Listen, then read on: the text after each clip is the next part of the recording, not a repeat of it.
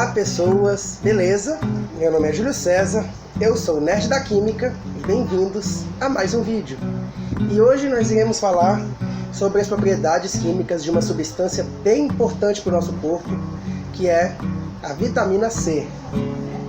A vitamina C, também chamada de ácido ascórbico, é uma vitamina, ou seja, um composto que é essencial para o funcionamento do nosso corpo, porém, nosso organismo não é capaz de produzir.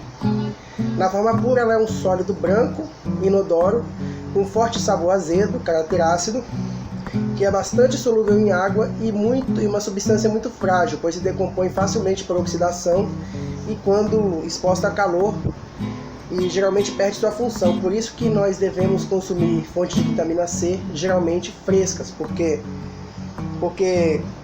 com o tempo ela se deteriora devido à oxidação. Então a vitamina C tem como propriedade principal o fato dela ser um forte agente redutor, ou seja, ela é uma substância que tem uma tendência a doar elétrons. E como foi dito, ela é um composto com uma substância essencial para o funcionamento do organismo humano, que no entanto o nosso corpo não é capaz de produzir por si só. Então nós precisamos obter vitamina C a partir da alimentação. Como dito, a vitamina C ela possui diversas funções no nosso corpo, geralmente como agente doador de elétrons, agente redutor. Ela atua na eliminação dos radicais livres, tanto os produzidos pelos meios externos como poluição, como alguns que são produzidos no nosso próprio organismo em algumas reações químicas. Mas a principal função do ácido ascórbico, ou seja, da vitamina C, é participar como cofator na síntese do colágeno, ou seja, tem as enzimas que fazem algumas reações de modificação na proteína que vai ser o colágeno logo após ela ser produzida. Tem duas enzimas chamadas prolina hidroxilase e lisina hidroxilase, que elas são responsáveis por fazer algumas alterações em alguns aminoácidos do colágeno. E elas contêm ferro, ou seja, elas são enzimas que possuem ferro, Fe+2. Porém, ela usa o gás oxigênio para fazer a hidroxilação dos aminoácidos e nesse meio tempo acontece uma reação indesejável, que é a oxidação do ferro+2 da enzima para ferro+3. Mas quando isso acontece, a enzima perde a atividade.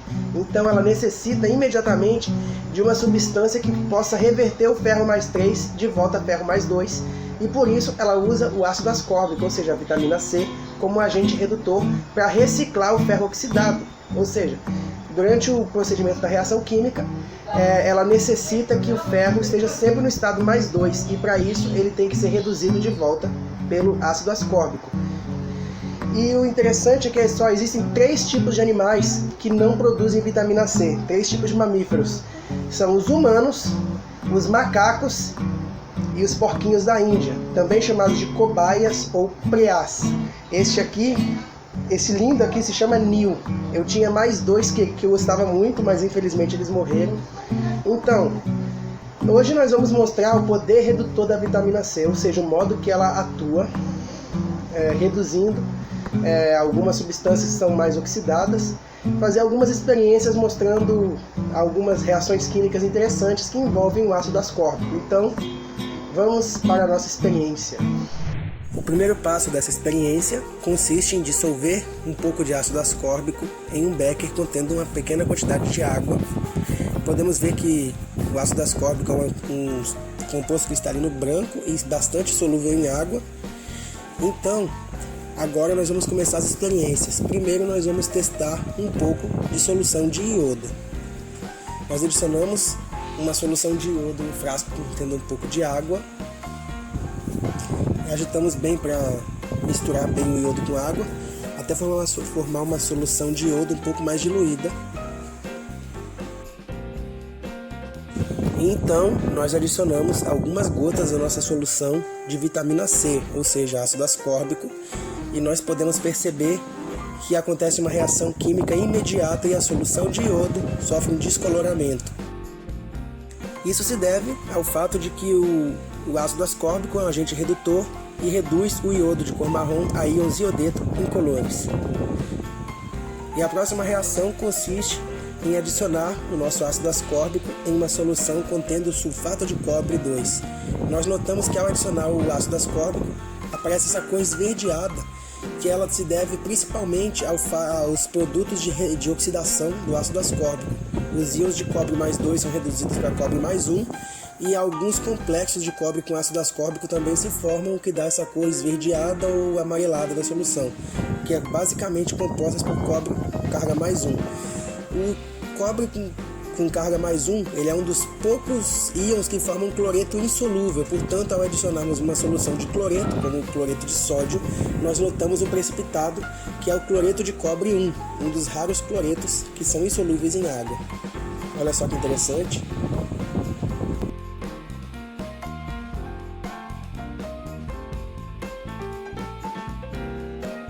E agora nós iremos testar uma solução de nitrato de prata e adicionar a ela vitamina C.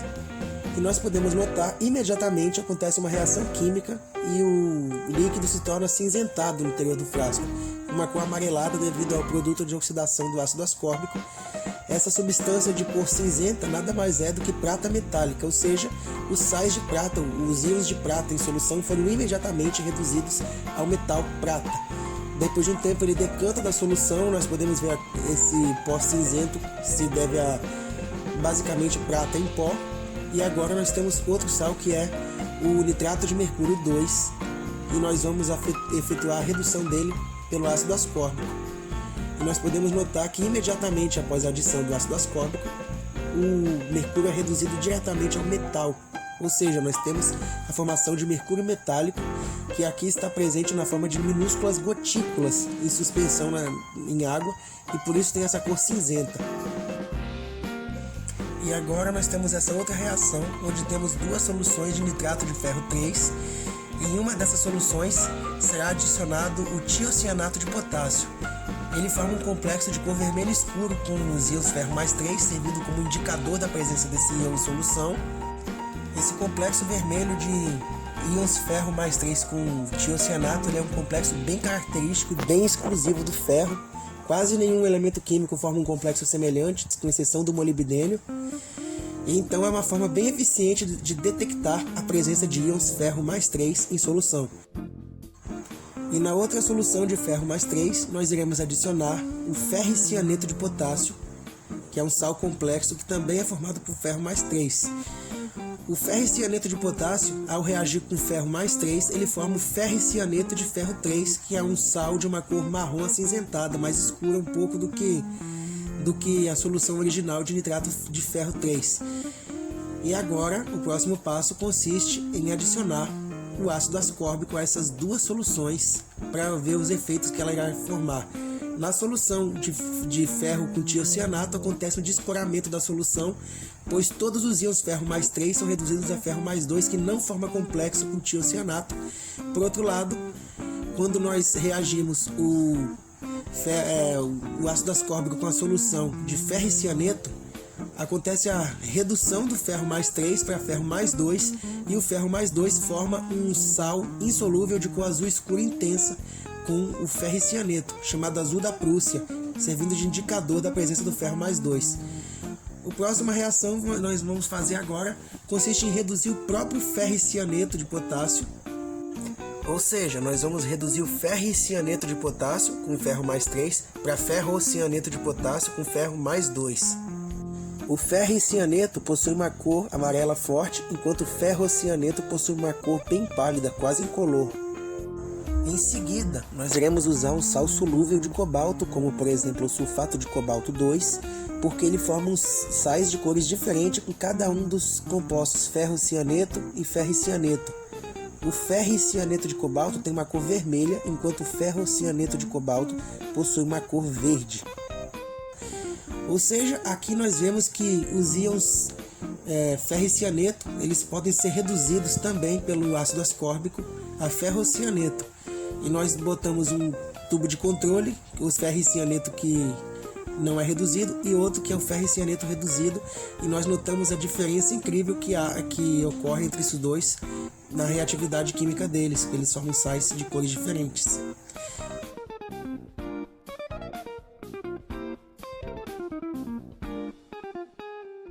No próximo teste, nós usamos uma solução acidulada de molibdato de amônio e nós adicionamos o ácido ascórbico e nós notamos o aparecimento de uma cor azul nessa solução. Essa cor azul se deve à redução parcial do molibdênio do estado de oxidação mais 6 no molibdato para o estado de oxidação mais 5. Ambos os íons mais 6 e mais 5 sofrem hidrólise e formam vários complexos de valência mista que possuem essa cor azul. São complexos com íons hidróxido, átomos de oxigênio.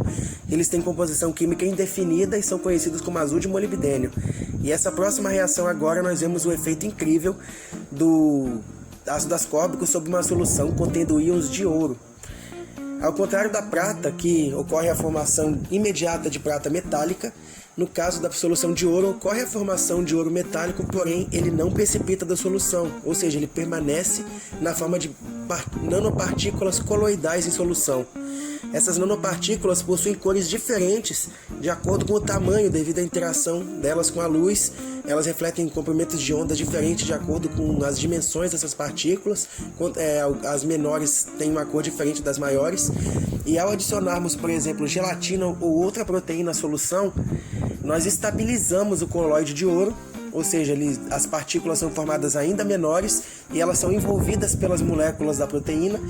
E nós podemos obter nanopartículas de ouro que são bem coloridas. Por exemplo, nesse caso, elas possuem essa cor rosa bebê bem legal, bem bonita.